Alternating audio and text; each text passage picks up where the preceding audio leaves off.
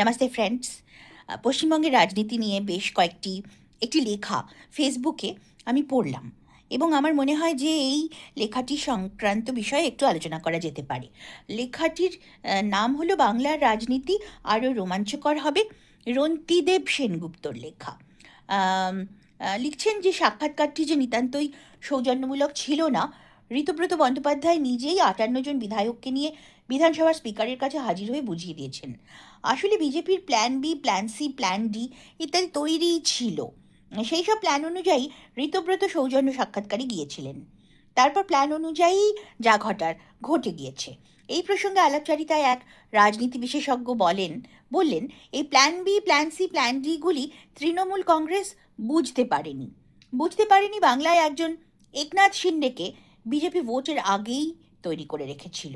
যদি ভোটে জিতে 150-র বেশি আসন পেয়ে মমতা বন্দ্যোপাধ্যায় ক্ষমতায় আসতেন, তাহলেও তাকে ক্ষমতায় থাকতে দিত না বিজেপি।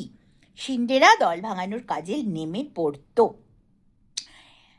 এই যে কথাটা এর পরের পোর্শনে আমি এরপরে আসছি, কিন্তু এই যে বক্তব্যটা যেটা আমরা শুনতে পাচ্ছি এই লেখাটার মধ্যে রয়েছে, এই লেখাটার মধ্যে কিন্তু এটাতেই যা প্রতিপাদ্য যে BJP plan B, plan C, plan D ready করে রেখেছিল যে যদি মমতা বন্দ্যোপাধ্যায় বিপুল মানে 150-র বেশি আসন পেয়ে ক্ষমতায় আসতেন তাহলেও দল ভাঙানো হতো।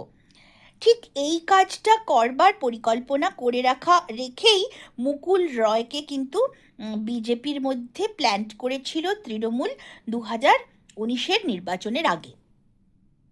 বরং আমি বলবো যে 2021-এর নির্বাচনে এই প্ল্যানটা তৃণমূল করে রেখেছিল।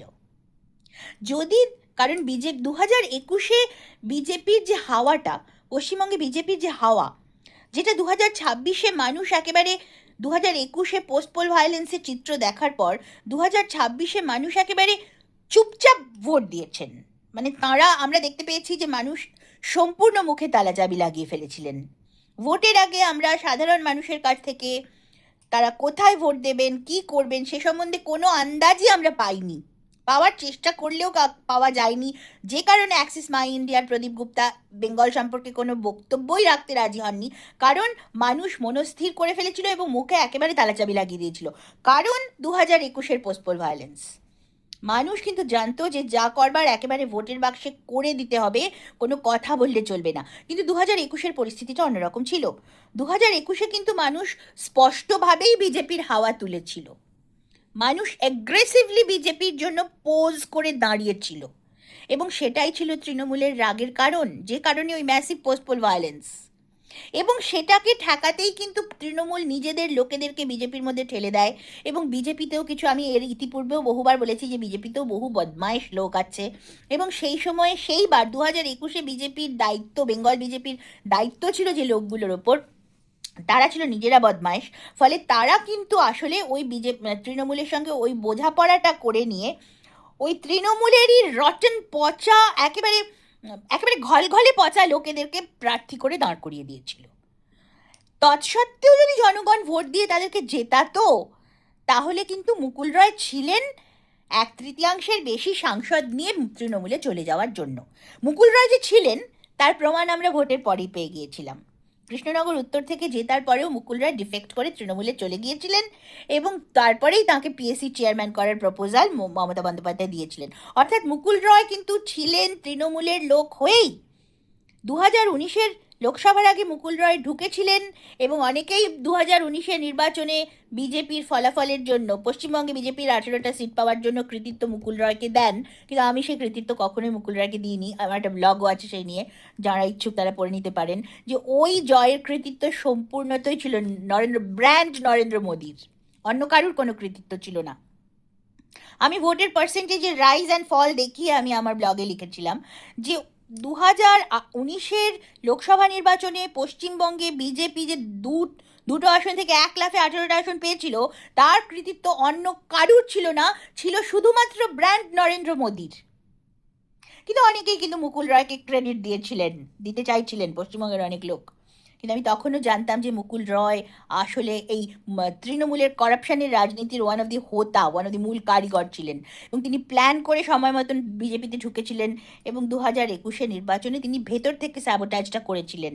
এবং করার পরেই একা চলে গিয়েছিলেন তৃণমূলে ডিফেক্ট করে। যদি অনেক যদি এত সমস্ত রকমের বদমাইশি সত্ত্বেও পাবলিক মানে পচা তৃণমূলে সেই মানে সকলের বিছানায় শুয়ে পড়া মহিলাদের মানে বিভিন্ন রকমের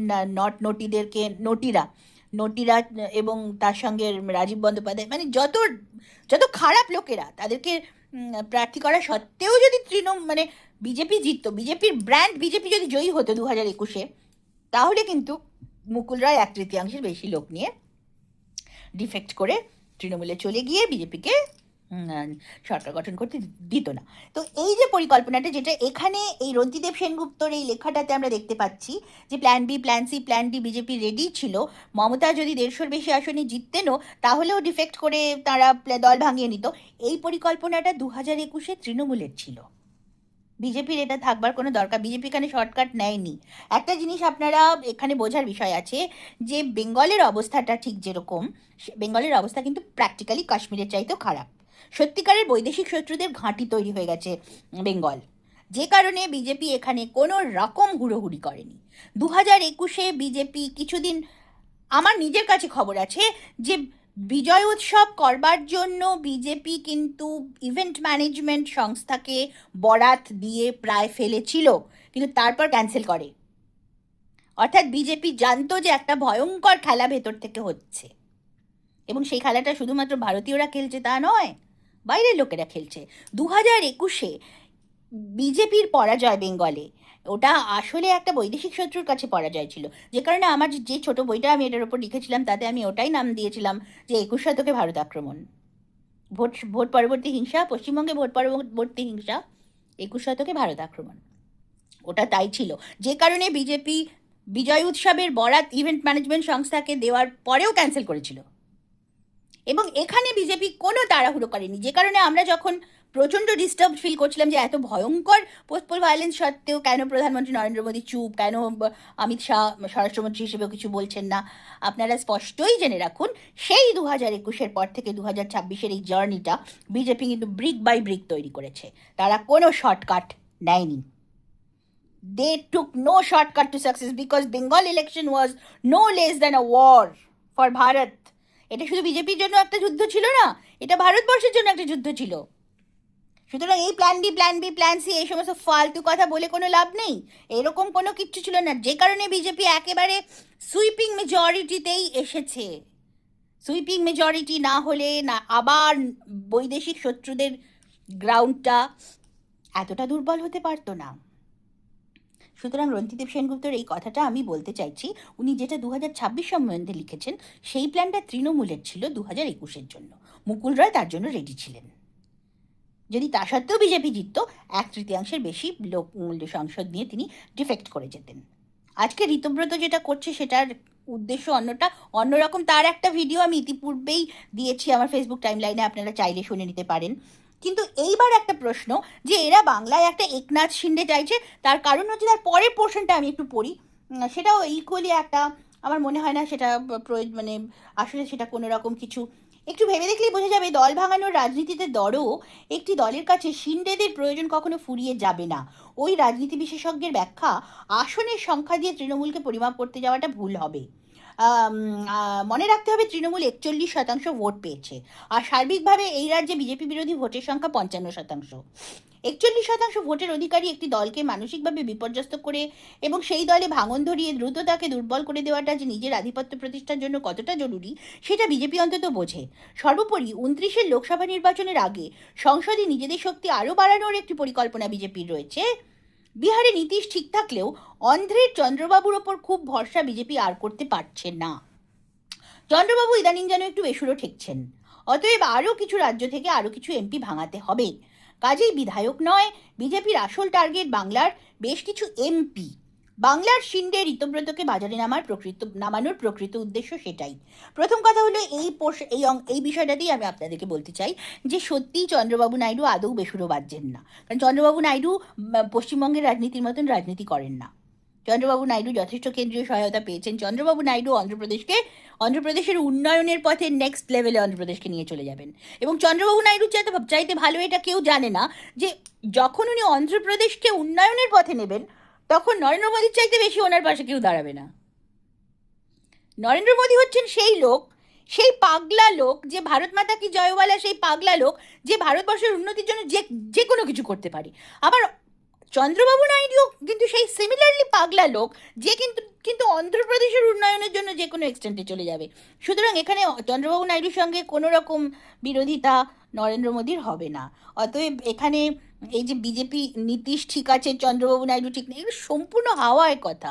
এবার আসা যাক যে সত্যি কি বেঙ্গলে বিজেপি কিছু এমপি কেনবার জন্য, এমপিদেরকে হাত করবার জন্য কোনো কোনো কিছু করছে, ঋতব্রতকে নেওয়ার জন্য কি এমপিদের মানে 2029-এর বন্দোবস্ত করার জন্য কি? তথ্য কিন্তু সম্পূর্ণ অন্য কথা বলছে। যেমন ধরুন কোচবিহার লোকসভায়, কোচবিহার লোকসভা বর্তমানে তৃণমূল কংগ্রেসের অধীনে, ওকে, কি যেন জগদীশ চন্দ্র বর্মা বাসুনিয়া বা এরকম একটা কিছু নাম।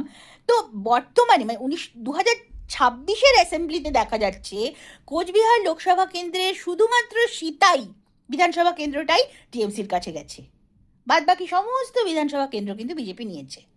সুতরাং আমরা এখান থেকে যদি বলি যে 2029-এ কুচবিহার লোকসভাও অনায়াসেই বিজেপির কাছে আসবে, তার জন্য ঋতব্রত বন্দ্যোপাধ্যায়ের মতন একজন বালিশ চাটা মহিলাদের সঙ্গে লটঘট করা একজন মানে বিশ্রী ধরনের, যাকে বলে অপরচুনিস্ট একজন লোককে, রাজনীতির লোককে নেওয়ার বিজেপির প্রয়োজন নেই, বরঞ্চ তারই বিজেপিকে প্রয়োজন, বিজেপির তাকে কোনো প্রয়োজন নেই। তাহলে কি খুব ভুল হবে? এবার আসুন মালদা দক্ষিণ। তারপরে যে সমস্ত লোকসভা কেন্দ্রগুলো তৃণমূলের হাতে আছে বা কংগ্রেসের হাতে আছে, আমি সেগুলোর দিকে তাকাচ্ছি শুধু। মালদা দক্ষিণ এই মুহূর্তে কংগ্রেসের ঈশা খাঁ চৌধুরী। তার মধ্যে এই মালদা দক্ষিণে দেখতে পাওয়া যাচ্ছে যে 7টা বিধানসভা সেগমেন্টের মধ্যে মোথাবাড়ি, সুজাপুর, ফরাক্কা এবং শামশেরগঞ্জ, এই 4টেই গেছে। ফরাক্কা গেছে কংগ্রেসের কাছে এবং মোথাবাড়ি, সুজাপুর, শামশেরগঞ্জ গেছে তৃণমূলের কাছে। এগুলো সবই মুসলমান অধ্যুষিত কেন্দ্র। সুতরাং মালদা দক্ষিণ সম্ভবত বিজেপির কাছে আসবে না, কিন্তু বাকি 3টে, মালদা দক্ষিণের বাকি 3টে বিধানসভা কেন্দ্র কিন্তু বিজেপির কাছেই এখন 2026-এও গেছে। জঙ্গিপুরে কিন্তু জঙ্গিপুর, খড়গ্রাম এবং নবগ্রাম বিজেপির কাছে, আর বাকি 4টে কিন্তু তৃণমূলের কাছে, এবং সেগুলো সব হচ্ছে মুসলমান অধ্যুষিত। বহরমপুর বা লোকসভার একমাত্র 7টা সেগমেন্টের মধ্যে কেবলমাত্র ভরতপুর আর নওদা আছে টিএমসির কাছে, বাকি সব বিজেপির কাছে। সুতরাং বহরমপুর কিন্তু বিজেপি এমনিতেই 2029-এ জিতে নেবে বলে আশা করলে কোনো ভুল নেই সেই আশা করার মধ্যে। মুর্শিদাবাদের মধ্যে শুধুমাত্র মুর্শিদাবাদ কিন্তু বিজেপি জিতবে না, মুর্শিদাবাদ লোকসভা বিজেপি জিতবে না 2029-এ, কেবলমাত্র করিমপুর বিজেপির কাছে আছে। করিমপুর বিধানসভা কেন্দ্রটা এইবার 2026-এ বিজেপি জিতেছে, বাদ বাকি সবই কিন্তু মুসলমান অধ্যুষিত, সুতরাং সেটা বিজেপি জিতবে না। কৃষ্ণনগর লোকসভায় পলাশিপাড়া, কালীগঞ্জ এবং চাপড়া, এই যে 3টে আমাদের মুসলমান অধ্যুষিত অংশ, মানে যেগুলো ইনফিল্ট্রেটাররা ঢুকে এসেছে যে সমস্ত নদিয়ার যে সমস্ত অংশে, শুধুমাত্র সেই বিধানসভা কেন্দ্রগুলো টিএমসি জিতেছে। কিন্তু এগুলো আমার মনে হয় যেটা বিজেপি কিন্তু সেগুলো নিয়ে নেবে, এই পলাশিপাড়া, কালীগঞ্জ, চাপড়া, এই সমস্ত জায়গা কিন্তু, কারণ এই ইনফিল্ট্রেটার মুক্ত করার যে পরিকল্পনা যেটা চলছে, demography plan, active demography management plan, যেটা ভারতের স্বরাষ্ট্রমন্ত্রক নিয়েছে, তার অধীনে কিন্তু এই সমস্ত জায়গাগুলো স্বচ্ছ হয়ে উঠবে, স্পষ্ট হয়ে উঠবে, আরও বেশি পরিচ্ছন্ন হয়ে উঠবে। ফলে কৃষ্ণনগরও কিন্তু বিজেপি জিতে যাবে, মহুয়া মৈত্রর হাতে কৃষ্ণনগর আর থাকবে না, এটা আমরা আশা করতেই পারি। তারপর আসুন ব্যারাকপুর লোকসভা। কেবলমাত্র আমডাঙ্গা রয়েছে টিএমসির কাছে, বাকি সব কটা বিজেপি জিতে নিয়েছে। ব্যারাকপুর লোকসভা তো এমনিতেই বিজেপির কাছে আসবে। দমদম, শুধুমাত্র কামারহাটি বিধানসভা রয়েছে টিএমসির কাছে, বাদ বাকি সমস্ত বিধানসভাগুলো 2026-এ বিজেপির কাছে এসছে। তাহলে দমদম এমনিতেই আসছে আমাদের বিজেপির কাছে, যেটা আমরা ধরে নিতে পারি, মানে ধরে নেওয়াটা কোনো বোকামি নয়। বারাসাত, কাকলি ঘোষ দস্তিদার যেখানে থেকে সে কেমন আছো গো জিজ্ঞেস করে এসে গিয়েছিলেন। তো বারাসাতে শুধু মধ্যমগ্রাম রথিন ঘোষ বা মধ্যমগ্রাম গেছে তৃণমূলের কাছে এই 2026-এ, আর গেছে দেগঙ্গা। তো দেগঙ্গা তো মুসলিম লীগের জায়গা, সেই 1951 থেকে দেগঙ্গা তো কোনোদিনই মুসলমান ছাড়া অন্য কারোর জায়গা ছিল না। নেহেরু লিয়াকত চুক্তির একটা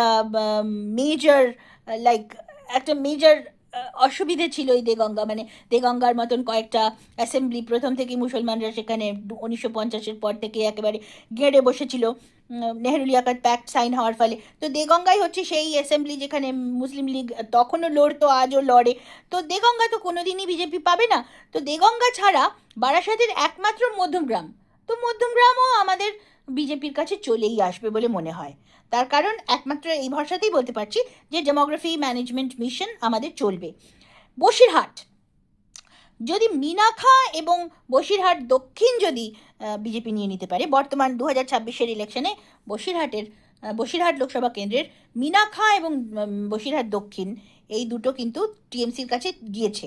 যদি এই দুটো কেন্দ্র বিজেপির কাছে চলে আসতে পারে তাহলে বসিরহাটও কিন্তু বিজেপির কাছে চলে আসবে। তো এইরকম করে আমরা যদি সমস্ত কটা পশ্চিমবঙ্গের বিভিন্ন লোকসভাগুলো দেখি তাহলে দেখব যে বিজেপি এমনিতেই পশ্চিমবঙ্গের অনেক লোকসভা নিয়ে নেবে। তার জন্য ঋতব্রত বন্দ্যোপাধ্যায়কে বিজেপির প্রয়োজন নেই।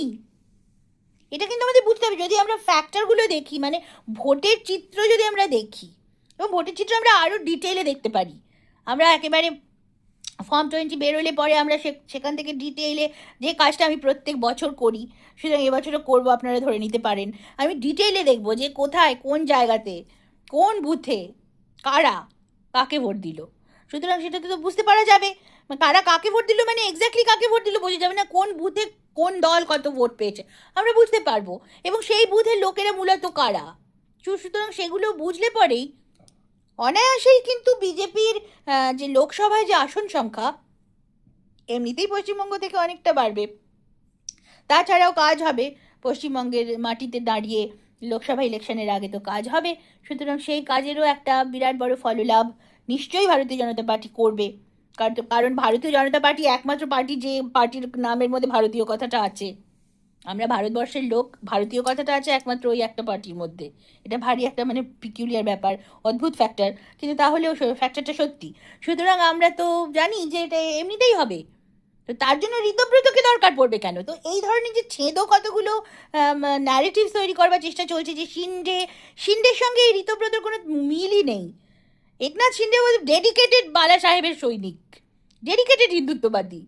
তিনি কোনো কম্প্রোমাইজ কখনো করেননি। একনাথ শিন্ডে কোনোদিন হিন্দুত্ববাদী ভাবধারার সাথে কোনোদিন কম্প্রোমাইজ করেননি। সেই কারণে একনাথ শিন্ডে হ্যাড দ্যাট ভাবমূর্তি। সেখানে ঋতব্রতর ভাবমূর্তিটা দেখুন, তার কি ভাবমূর্তি আছে। এমনকি সে যখন সিপিএমের রাজনীতি করতো, আমার যে সমস্ত জায়গায় সে ছাত্র রাজনীতি করতো, সেই সব কলেজের ছাত্রদের সঙ্গে আমার কথা হয়েছে। ঋতব্রত সম্বন্ধে তাদের বিভৎস বাজে ওপিনিয়ন। ঋতব্রতকে কেউ পছন্দ করেনি। ছাত্র রাজনীতি যখন সে করেছে তখনও কেউ পছন্দ করেনি। সেই ঋতব্রত বন্দ্যোপাধ্যায়ের সঙ্গে আপনারা একনাথ শিন্ডের তুলনা করেন কি করে? একনাথ শিন্ডে একজন ডেডিকেটেড বালা সাহেবের সৈনিক এবং ডেডিকেটেড হিন্দুত্ববাদী রাজনীতির লোক, হিন্দুত্ববাদী ফেস। যে কারণে একনাথ শিন্ডে হ্যাড দ্যাট। ঋতব্রতকে কেন কেউ, ঋতব্রতকে যারা সাপোর্ট করছে তারা কতটা ধান্দাবাজ সেটা একবার ভেবে দেখুন। তারা কতটা ভয়ঙ্কর। মানে আপনারা এটা বলতে পারেন যে মহারাষ্ট্রের একনাথ শিন্ডে এবং তার সাপোর্টারদের অ্যান্টি ম্যাটার হলো ঋতব্রত এবং ঋতব্রত সাপোর্টাররা। একনাথ শিন্ডে এবং একনাথ শিন্ডের সাপোর্টাররা মহারাষ্ট্রকে উদ্ধব ঠাকরের লোভের হাত থেকে বাঁচানোর জন্য এককাট্টা হয়েছিলেন।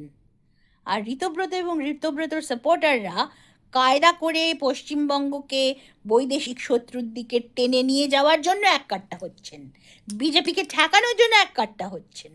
একটা আর একটার অ্যান্টি ম্যাটার। কোথা থেকে আপনারা কম্পেয়ার করছেন? কারা কম্পেয়ার করছে এটা? কে রন্তিদেব সেনগুপ্ত? আমি চিনি না তাকে। সুতরাং এই যে কথাগুলো, ডেটা কিন্তু এই সময় এই যে লেখাগুলো narrative, data is not supporting them. আমি আরও একদম ডেটাকে গ্র্যানুলার লেভেলে নিয়ে গিয়ে দেখিয়ে দিতে পারি যে এটা সাপোর্ট করছে না। এটা বলার জন্য এই ভিডিওটা ছিল। Thank you very much.